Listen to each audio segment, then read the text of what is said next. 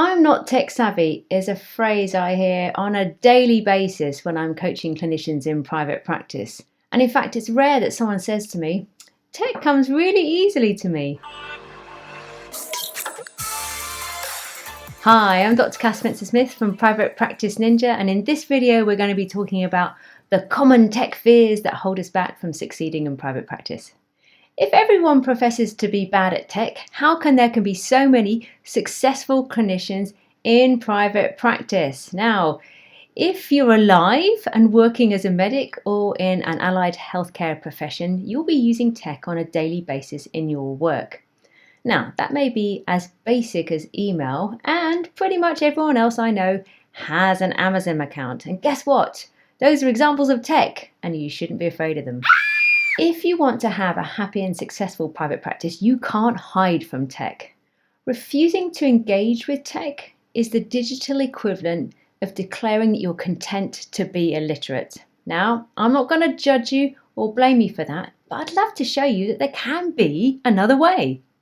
And before you claim it's an age thing, a study in 2017 found that millennials, who are known as digital natives, were no better at tech than their parents.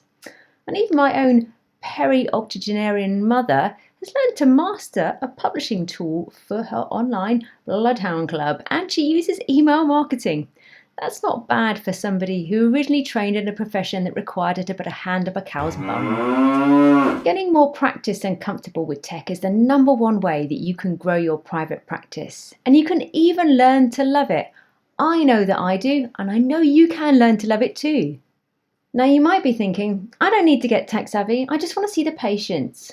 Why shouldn't I just let someone else take care of it? Whilst that's partially true, you will be missing out on some key benefits. No longer having to fear the GDPR.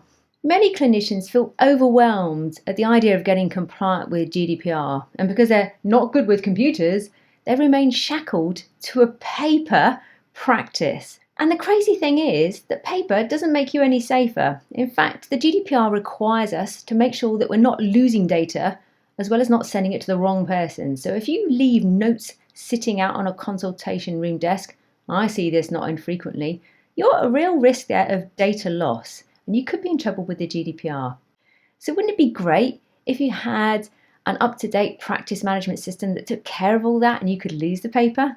And if you're thinking that actually your postage doesn't add up to much, think again. If I were to send out a letter every time I saw a patient for a consultation, and I sent it to the patient, the GP, and say the referring physio, I'd be spending over £500 a month on postage. That's mad!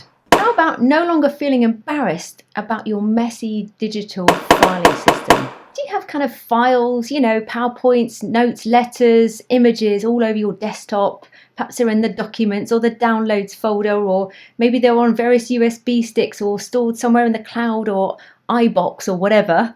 And maybe you don't even know really where your data is at all. Wouldn't it be nice if you had a properly structured system that you could find things in easily and was reliably backed up? No longer having to ask your web designer every time you wanted something added to your website.